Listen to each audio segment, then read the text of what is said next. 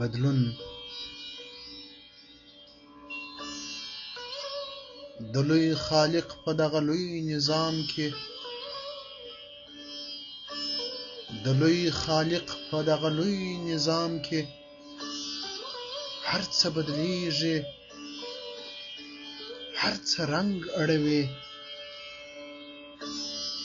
کله اسمان څخه ژلۍ اوریږي،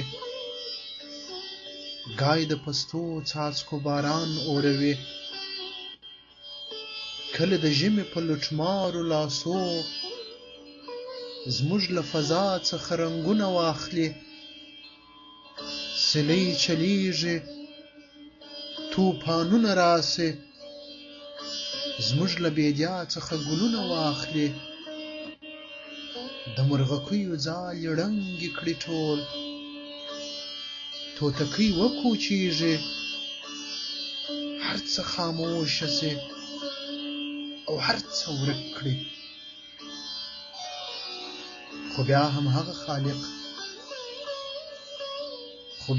هغه خالق لوی مهربان خالق د خپل نسیم پر اوږو ودې بې رنګه ښار ته رنگ او ښکلا واستوي.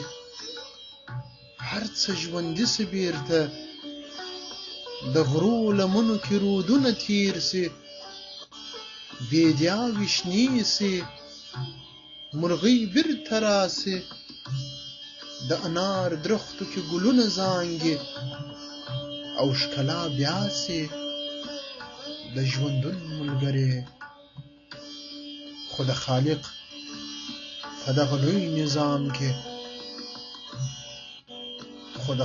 خو د خالق په دغه لوی نظام کې چې هر څه تل بدلیږي، چې هر څه رنگ اړوي، موږ انسانانو هیڅ بدلون ونه موند.